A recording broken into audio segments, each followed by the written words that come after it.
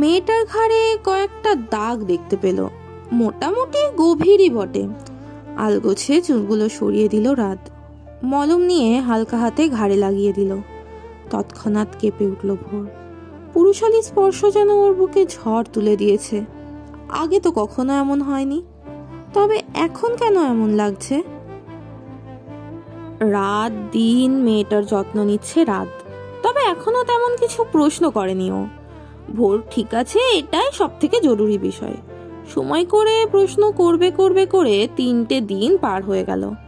Office কিংবা hospital কোথাও যাচ্ছে না ছেলেটা।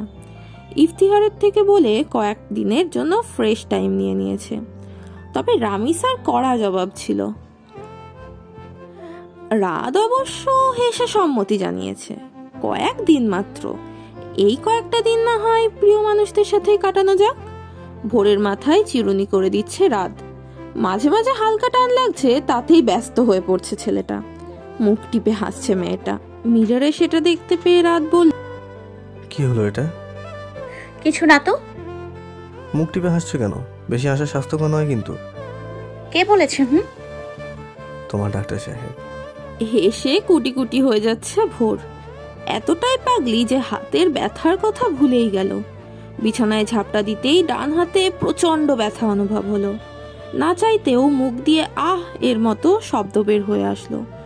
ধীর স্থির চোখ থেকে কয়েক ফোঁটা পানি গড়িয়ে পড়ল। বুকের ভেতর যেন কেউ ছিদ্র করে দিয়েছে।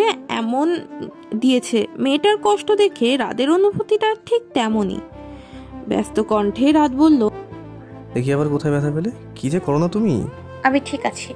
ঠিক নেই তুমি, শুধুই পাকনামি করতে জানো। উফ ভোর, বি কেয়ারফুল। এমন করলে কেমন করে হবে বলো তো? কেমন হবে? আরে আশ্চর্য মেয়ে তো তুমি। ম্যান হলে পড়ে যাচ্ছ, আবার ভাঙা হাতে ড্রাবল ব্যথা পাচ্ছ, আর পা যে কতবার মুচকে গেছে তার তো হিসেবই নেই। মেয়েটার হাত হালকাভাবে নাড়াচাড়া করতে লাগলো রাত। ভাগ্যিস তেমন কোনো ক্ষতি হয়নি। মুখটা পাংশুটে করে রাত বলল, ম্যান হলে কি করে পড়েছিলে? পাটা হঠাৎই ফসকে গেল। সব হয়েছে আপনার হাই হিলের জন্য। অভ্যেসের জন্য পড়তে বলেছিলাম। যাই হোক, শুকনো দেবো। যেভাবে শুকনো বনেও পড়ে যাচ্ছ।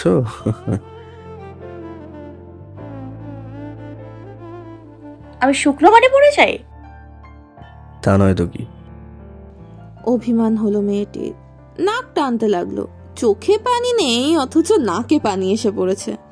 পাশ থেকে টিস্যু এগিয়ে দিল রাত, বলল,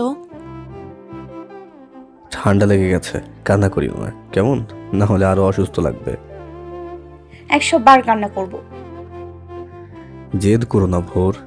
তোমার অসুস্থতা পড়াশোনাতে কতটা ক্ষতিগ্রস্ত করে দিল বুঝতে পেরেছো? পরীক্ষার তো অনেক দিন বাকি। 1 সেকেন্ড সময়ও মূল্যবান। পরীক্ষার সময় পড়াশোনা করে খুব বেশি সফলতা পাবে না, তবে এটা সত্যি যে পরীক্ষার আগে পড়াটুকু সব থেকে বেশি কাজে লাগে। কথাটা বলেই স্থির নয়নে তাকালো রাত। মেয়েটা মাথা নিচু করে আছে। মেয়েটার পাশে বসলো রাত, বলল, মন খারাপ করলে? হুম। আচ্ছা বলো তো, কি করে ম্যানহোল থেকে বের হলে? একটা ভাইয়া গাড়ি নিয়ে যাচ্ছিল, অন্য ম্যানহলের ঢাকনা খোলা দেখে সেটা লাগাতে এসেছিল।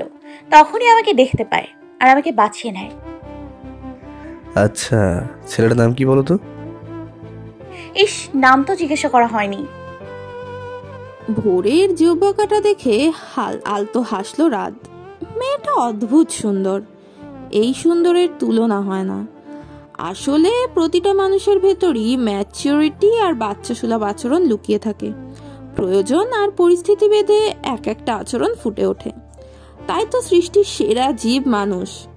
আশার সাথে কয়েকটা কথা হলো রাদের। প্রচন্ড সাহায্য করেছেন ভদ্রমহিলা। ওদের বিয়ে সম্পর্কিত কথাটা উনি জানলেও কাউকে কিছু বলেননি, বরং নানাভাবে সাহায্য করে যাচ্ছেন। ভদ্রমহিলার প্রতি কৃতজ্ঞতা প্রকাশ করলো রাত। আশা বললেন, বি নর্মাল মাই বয়। ভাগ্য বড় বিচিত্র জিনিস, এর উপর কারো কথা চলে না। সৃষ্টিকর্তার উপর ভরসা রাখো, নিশ্চয় যেটা ভালো সেটাই হবে। থ্যাঙ্কস ম্যাম, আপনি না থাকলে এতটা দিন সুন্দরভাবে পার হতো না। ভরসা রাখো রাত, আমি আমার সর্বোচ্চ দিয়ে চেষ্টা করব। আর তোমার জন্য শুভকামনা। আমাদের দেশকে আরও ভালো কিছু উপহার দিবে তুমি। ইনশাল্লাহ, আমি চেষ্টা করব। আশার সহিত কথোপকথন শেষ করে হোস্টেল থেকে বেরিয়ে এলো রাত। 7th ফ্লোরের ব্যালকনি দিয়ে তাকিয়ে রইল ভোর।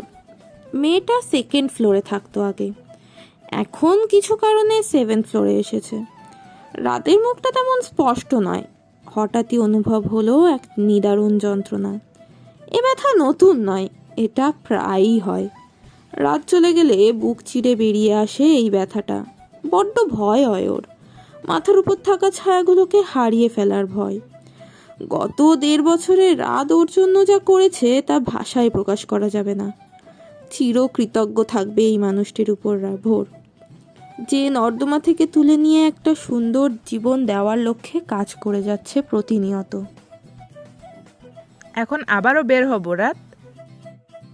হ্যাঁ মম। সারাদিন বাইরে থেকে যে কি পাও তুমি? কয়টা দিন রয়েছে, সবার সাথে না হয় একটু আড্ডা হোক। ঠোঁটটা সামান্য প্রসারিত করলো রাত, খাবার নাড়াচাড়া করতে করতে বলল, প্রয়োজন নেই মম। মন মরা হইও না রাত, তোমার ভালোর জন্য এই দূরত্ব। বুঝতে পেরেছি আমি। ছেলেটার ঘন নিঃশ্বাসে চারপাশ ভরে উঠল।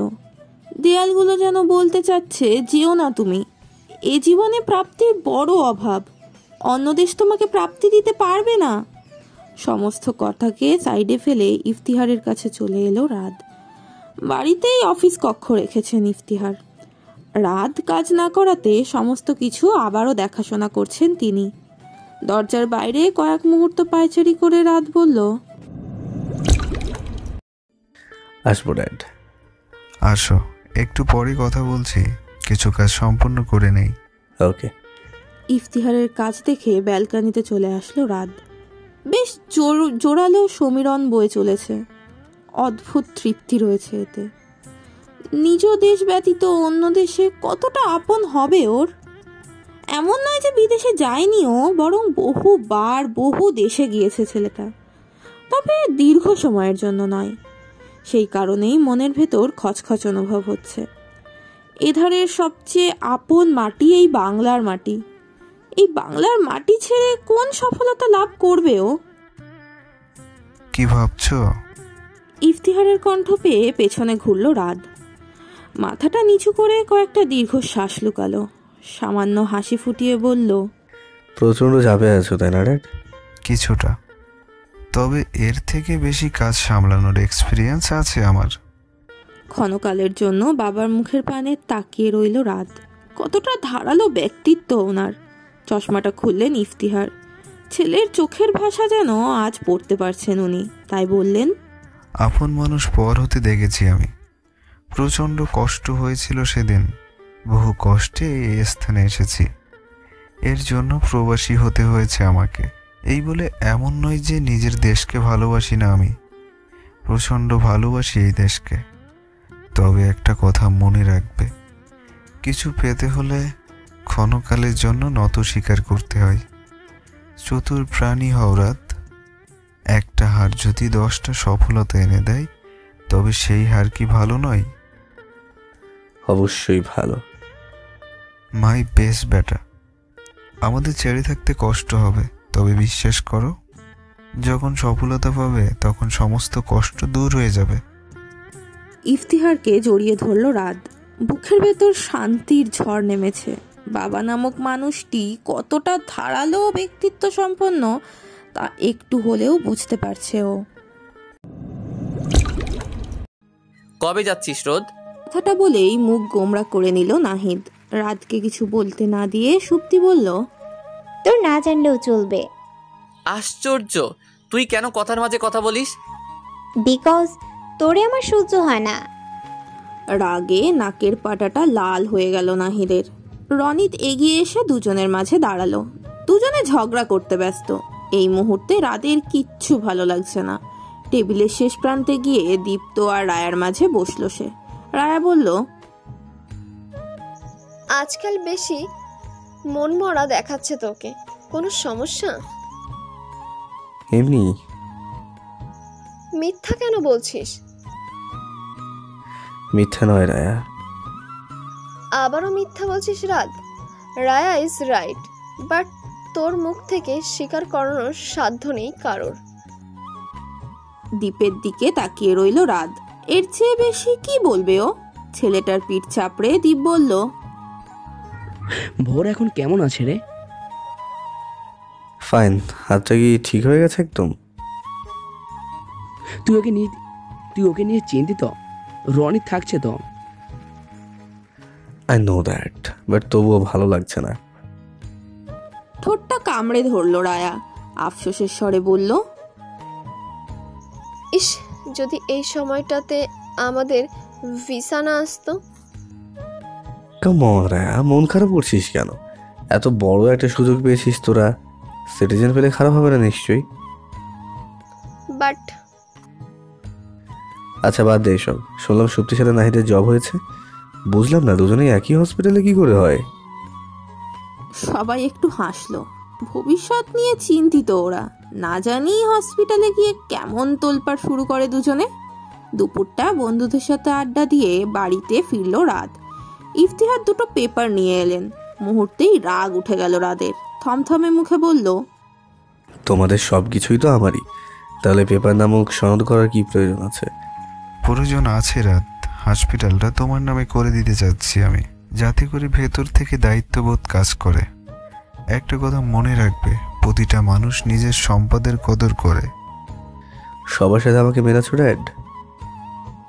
মেলাচ্ছি না বেটা, এটাই আমাদের লাইফ। কথায় না পেরে সাইন করে নিজ রুমে চলে আসলো রাত। মিনিট কয়েক পর নাহিদ কল করলো। অভিযোগের স্বরে বলল, তুই কিছু একটা কর রাত। আমি এই আস্ত ছাগল মেয়ের সাথে কাজ করতে পারবো না। অন্য কোথাও জব নিতে বল। কি হয়েছে নাহিদ?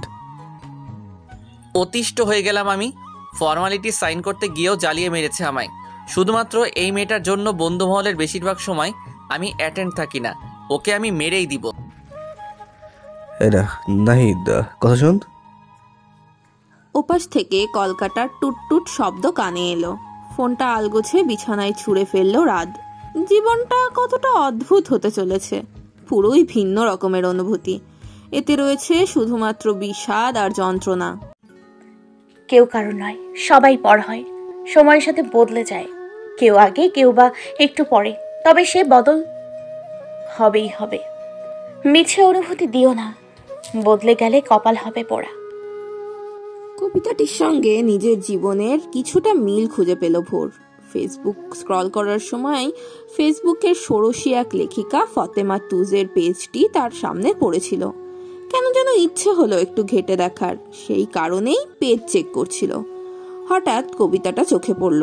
নিজের জীবনের সাথে ভীষণ মিল পেল বোধহয়, তাই থমকে গিয়েছিল। ঘন ঘন কয়েকটা শ্বাস ফেলল। ওর জীবনে বদলে যাওয়ার মতো কি আর কেউ আছে? পর হবার তো কেউ নেই এ পৃথিবীতে। সে নিঃস্ব ও প্রচন্ড একা একটা মেয়ে। একা নয়, আছে একজন, ডাক্তার সাহেব বলে সম্বোধন করে ও। ভাবনার মাঝেই কলিং শুনতে পেল। তিনি এসেছে দেখে মনটা ফুরফুরে হলো। তবে মেয়েটা বেশি সময় অবস্থান করলো না, বরং একটা চিঠি দিয়েই চলে গেল। চিঠিটা খুলে অবাক হলো ভোর। এ লেখা যে রাদের, কি সুন্দর আর স্পষ্ট। আমার ফ্লাইট কাল, বলবো বলবো করে বলা হয়নি তোমায়। প্রচণ্ড মন কষ্ট নিয়ে কয়েকটা লাইন লিখলাম। জানি রাগ করবে অথবা অভিমান করবে, তবে উপায় পেলাম না। আমি তোমার সঙ্গে দেখা করলে আমি নিশ্চিতভাবে যেতে পারবো না। আমি আটকে যাব কোনো এক বেড়া চালে। তোমাকে দেখে রাখা দায়িত্ব গ্রহণ করেছি আমি। থাকবো তোমার পাশে, ফোনে যোগাযোগও করব। যে কোনো সমস্যায় রনিতকে পাশে পাবে। আমার অবর্তমানে ওকে ভরসা করে চলো। আর শোনো, মেয়ে খুব ভালো করে পড়াশোনা করবে। ডাক্তার সাহেবকে চমকে দিতে হবে। নিজের খেয়াল রেখো, কষ্ট পেও না। প্রচণ্ডভাবে মিস করব। হ্যালো গাইস, ভিডিওটি ভালো লাগলে একটু লাইক করে দিও, আর অবশ্যই কমেন্ট করে জানাও ভিডিওটি তোমাদের কেমন লেগেছে। আর ভিডিওটির পরবর্তী পার্ট খুব তাড়াতাড়ি আসবে। তো যারা এখনও চ্যানেলটিকে সাবস্ক্রাইব করোনি, প্লিজ পরবর্তী পার্টগুলো দেখার জন্য চ্যানেলটিকে সাবস্ক্রাইব করে পাশে থাকা বেল আইকনটি প্রেস করে দিও। ধন্যবাদ সবাইকে, আমাদের সাথেই থেকো।